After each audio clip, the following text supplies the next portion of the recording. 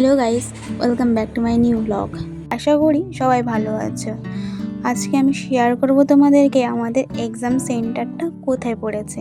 আমি তো এখন কলেজে পড়ি, তো আমি প্রথমে স্নান করে রেডি হয়ে নিই, তারপরে দেখাচ্ছি। স্নান করে রেডি হয়ে একবারই তোমাদের সাথে দেখা করছি। তো আমি এখানে শর্ট করতে পড়েছিলাম, আর আমি রান্নাঘরে ভাত বসিয়েছিলাম, রান্না করছিলাম যে আমি খেয়ে যাব। মানে তার মধ্যে আলু দিয়েছিলাম আর দুটো লঙ্কা দিয়েছিলাম। তো ভাতটা তখনও সিদ্ধ হয়নি, আর প্রচুর গরম লাগছিল বলে চুলটাকে বেঁধে নিয়েছি। আর এখন তো প্রায় 9:30 বাজে, দেখি কি হচ্ছে। আমার একটু পরেই মানে 11টা থেকে আমার এক্সাম, কিন্তু আমার কোনো টেনশন হচ্ছে না, কারণ ভিতরে অনেক টেনশন চলছে, কি বলবো।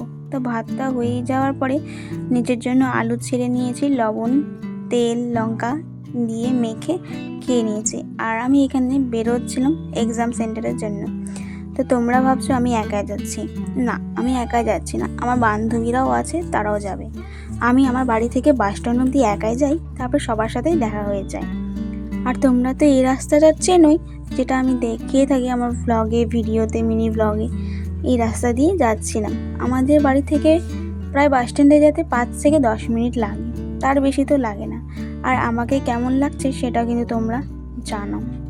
আর আজকে আমার ছিল বেঙ্গলি পরীক্ষা, তো দেখি কি হয়। যখন আমি বাস স্ট্যান্ডে পৌঁছাই তখন দেখি আমার কোনো বান্ধবী আসেনি। তবে আমি দাঁড়িয়েছিলাম, তারপরে দেখি সামনে থেকে বান্ধবী হেঁটে হেঁটে আসছে, এটা স্নেহা। তারপরে আরেকটা বান্ধবীর জন্য ওয়েট করছিলাম, সেও চলে এসেছিলো। তারপরে আমরা গল্প করছিলাম যে আজকে আমরা পরীক্ষা পারবো কি না, আমাদের যেগুলো পড়ে আসছি সেগুলো আসবে কি না, এই ধরনের সব গল্প। তারপরে তো আরও অনেক ধরনেরই গল্প হয়। তো আমরা এখানে বই খুলে পড়ছিলাম যে যার মতো, তবুও ঠিকঠাক করে পড়িনি, গল্পই হচ্ছিল। আর এত ভিতরে আমাদের সেন্টারটা, মানে এক্সাম সেন্টার অনেক দূর, অনেক।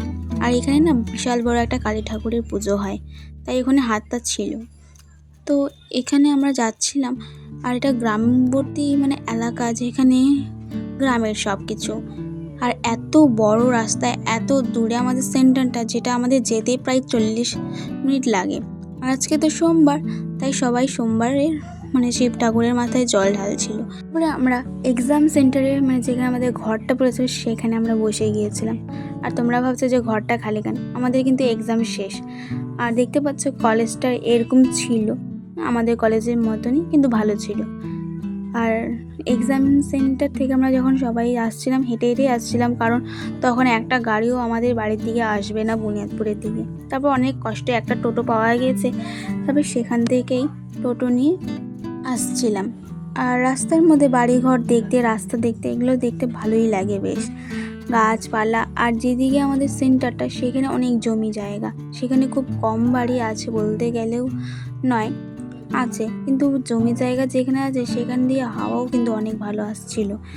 তো এই ভ্লগটা কেমন লাগছে তোমাদেরকে সেটা জানাবে আমাকে, ভালো লাগলে লাইক কমেন্ট করে দিও। তারপরে বাড়ি তো চলে আসতে 40 মিনিট লাগবে, তো 40 মিনিট ধরে বসে বসে আসতে একটু মাথা শরীর এগুলো সব মানে টায়ার্ড হয়ে যায়।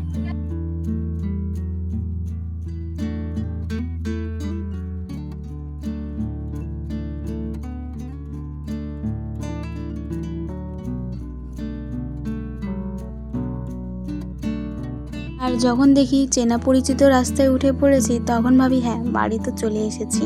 তারপরে নিজের এলাকায় নেমে একটা দোকানে গিয়েছিলাম, সেখান থেকে বাড়ি চলে এসেছি। এখন এই ব্লগটাকে আমি এডিট করে পোস্ট করব। আর আজকে এই ব্লগটা এইটুকুই, ভালো লাগলে লাইক কমেন্ট সাবস্ক্রাইব করে যাবে। আর কেমন লাগলো ব্লগটা জানাতে ভুলবে না। দেখা হবে আবার নেক্সট ব্লগে। আজকের মতো এইটুকু, টাটা বাই বাই, দেখা হবে নেক্সট ব্লগে।